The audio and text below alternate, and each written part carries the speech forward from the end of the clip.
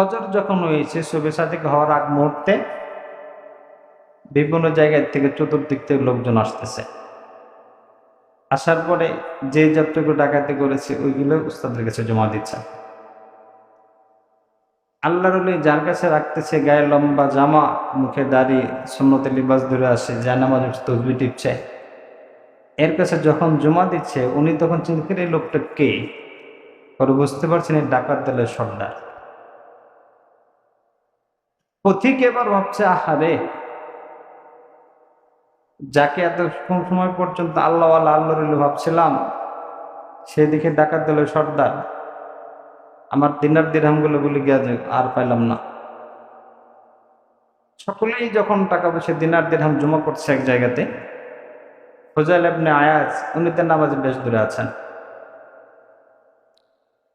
পথিক এবার যাবে, বলতেছে, হুজুর আপনার কাছে যে, তাহলে আমি যাই, ঠিক আছে যান, ওই যে দিনার করে রাখছিলাম ওগুলোকে দেওয়া যাবে?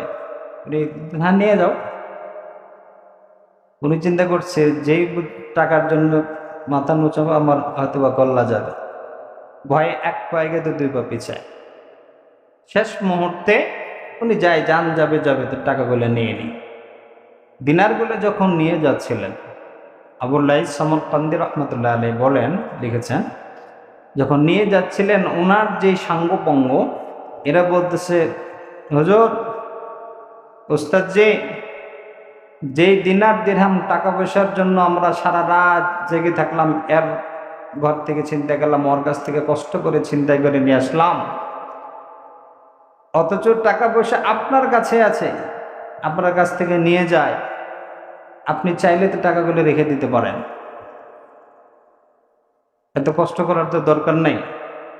ফজল ইবনে আয়াজ এইখানে একটা কথা বলেছেন যেটা মূল পয়েন্ট, এই কারণে আল্লাহ তাআলা হিদায়াত দিয়েছেন। সুবহানাল্লাহ।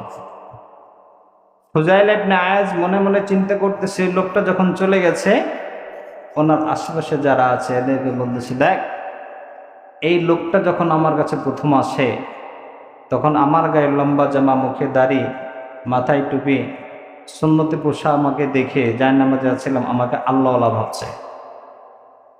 এখন যদি ওর কাছ থেকে আমি টাকা পয়সাগুলো চিন্তাই করে রেখে দেই জোর করে, অর্থ নিয়ে যাওয়ার ক্ষমতা নাই, কিন্তু এর পরের থেকে যেখানে কোনো লম্বা জামা, মুখে দাড়ি এবং মাথায় টুপিওয়ালা লোক দেখলেই বলবে, ওই দেখ ডাকাত দলের সর্দার আসতেছে। আমি নিজে গুনাহের সাথে জড়িত, গুনাহ করতে পারি, কিন্তু আমি জীবিত থাকতে আমার রাসূলের সুন্নতকে নিয়ে কেউ আজে বাজে কথা বলবে, এইটা আমি সহ্য করতে পারবো না। সুবহানাল্লাহ। আবুল্লাহ সমরকান্দি রহমতুল্লাহ আলাইহি তানবীহুল গাফিলে লিখেছেন, বলেন, এই একটা কথার কারণে আল্লাহ তাআলা ফুজাইল ইবনে আয়াজ রহমতুল্লাহ এমন হেদায়েত দান করেছেন, জামানার সবচেয়ে বড় বুজুর্গ বানিয়ে দিয়েছে। সুবহানাল্লাহ।